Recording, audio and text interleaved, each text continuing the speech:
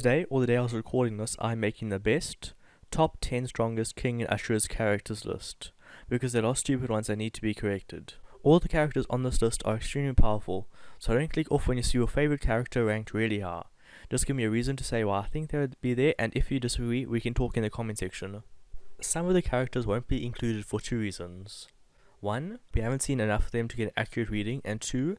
What we have seen of them are them when they're using weapons, and weapon masters aren't that dangerous without them.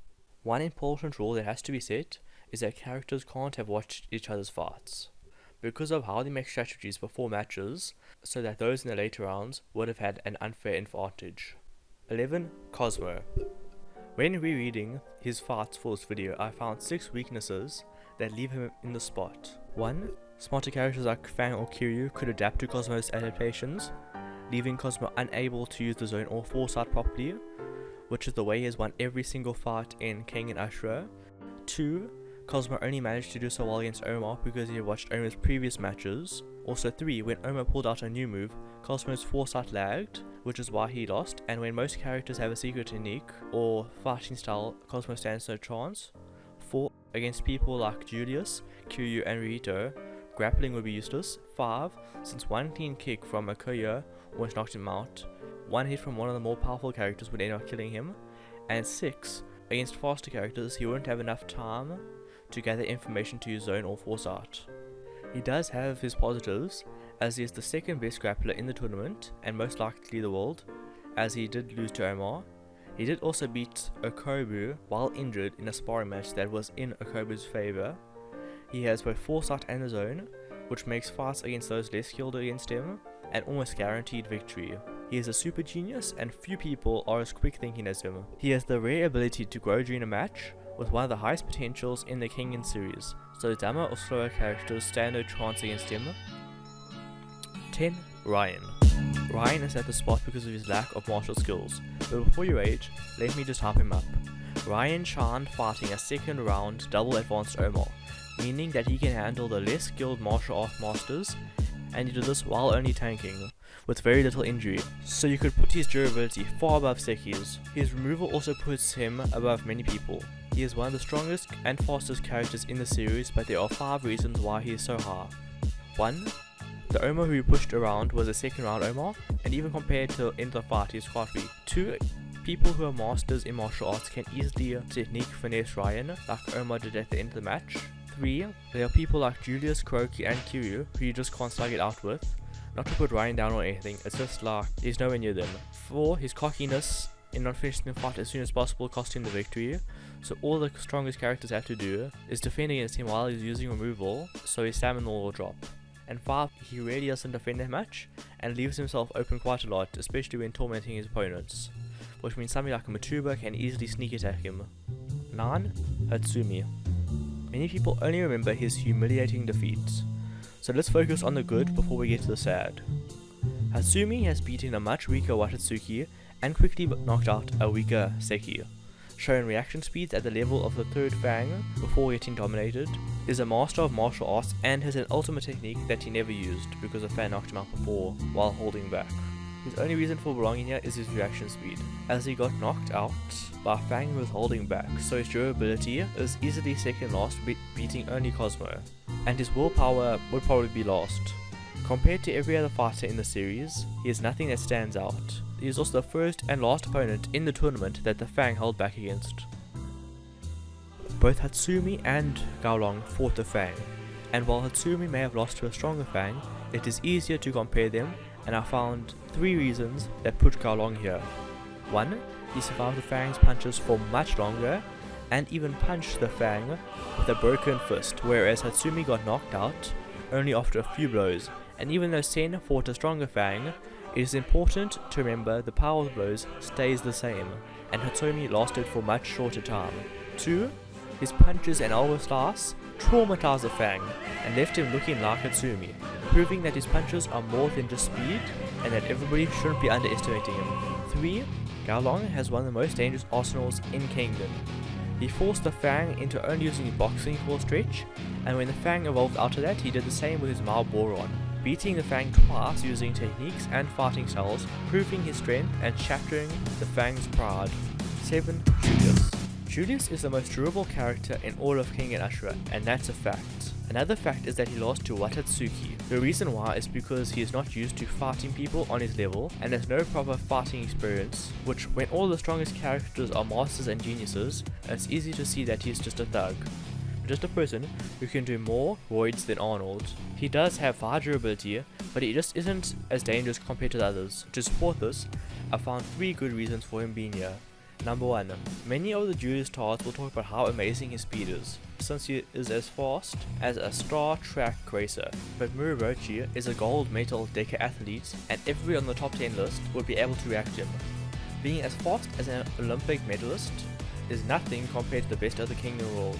To hammer in this point, let's do a quick exercise. So think for a second, who out of your top 10 list could beat him in a race? Number 2. When people argue for him, they often say that in a slugfest he could beat most characters since he did so well against Wakatsuki. And yes, he can. But most characters have a secret. That being, not falling into Julius's flow.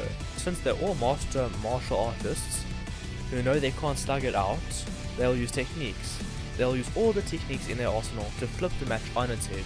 After all, when comparing Wakatsuki to any of the other martial artists, he just seems like a poser. So do you seriously expect that these gods of martial artists, people who revolutionized it, who are at the peak of their styles, will not be able to deal with a thug like Julius? 3. The third reason is that he loses his cool far too quickly. That is the sole reason he lost to Wakatsuki. If he was as smart as Cosmo or Ohma in a fight, the last hit never would have landed and he would have won easily. 6. Kiryu. Kiryu Setsuna, the hypersexual super genius stalker, got screwed in his fight against Ohma, so that Ohma could easily win for his next match. So let's go back to his fight with Kuroki. During his fight, he showed that he is the 3rd or 4th super genius in Kengan Ashura, by combining the Neko style and the Koe style and making new techniques in battle. But that isn't even his most impressive feat, which is when he made a new technique while being impaled by Kuroki. He has a secret Neko style technique called Fallen Demon, which increases his reaction speed so that he sees everything in slow motion, as well as Rakshas's Palm, which can one-shot majority of the fighters, and Blink, which basically teleports behind the opponent and can be used to set up Rakshas's Palm. The characters who want to slug it out with him will be destroyed.